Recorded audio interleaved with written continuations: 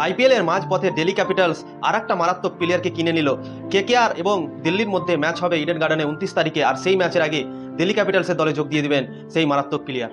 তো Mitchell Marsh চোটের জন্য বাড়ি গিয়েছিলেন, 3-4টা ম্যাচ খেলেই তিনি চোট হয়ে গিয়েছিলেন তাকে, আর তিনি বাড়ি গিয়েছিলেন।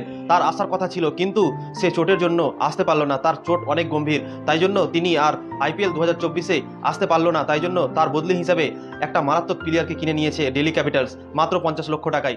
আফগানিস্তানের অলরাউন্ডার গুলবাদিন নাইবকে কিনে নিয়েছে সেই দিল্লি ক্যাপিটালসের দল।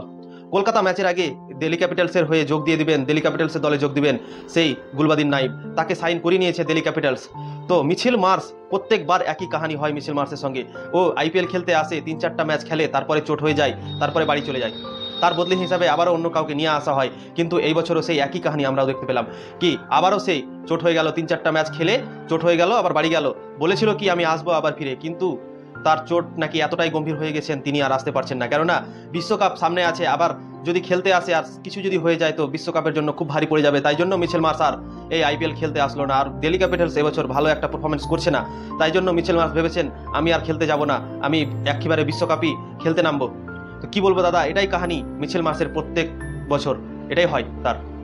তো গুলবাদিন নাইবকে সাইন করেছে দিল্লি ক্যাপিটালস। দিল্লি ক্যাপিটালস কি বলবো দাদা, গুলবাদিন নাইব আফগানিস্তানের অলরাউন্ডার, সে ব্যাটিং বোলিং দুটোই করে, সে মিডিয়াম পেস বোলিংও করে আর ব্যাটিংও করে, ফিনিশারের রোলটা তিনি আফগানিস্তানের হয়ে করেন। কিন্তু দিল্লি ক্যাপিটালস তাকে কি রোলে দেবে টিমে এটা তো আমরা বলতে পারছি না, কিন্তু একটা ভালো বাই করেছেন, 50 লক্ষ টাকায় গুলবাদিন নাইবকে কিনে নিয়েছেন সেই দিল্লি ক্যাপিটালস। আফগানিস্তানের হয়ে গুলবাদিন নাইব 82টা ওয়ানডে ম্যাচ খেলেছেন এবং 65টা টি20 ম্যাচ খেলেছেন। তো এক্সপিরিয়েন্স তো ভালোই আছে এই প্লেয়ারটার উপরে, কিন্তু সেই প্রথমবার আইপিএলে চান্স পেয়েছেন, তাও ফের আবার চোটের বদলি হিসাবে। মিচেল মার্শের চোটের জন্য বাহির হয়ে গেছেন, তার বদলি হিসাবে তিনি এসেছেন।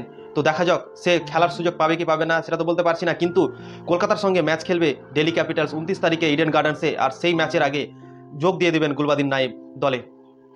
তো দিল্লি ক্যাপিটালসের জন্য একটা সুখবর, কেননা মিচেল মার্শ চোটের জন্য বাহির হয়ে গেল, তার বদলি হিসাবে একটা নতুন প্লেয়ারকে দিল্লি ক্যাপিটালস তাদের টিমে নিয়ে নিল।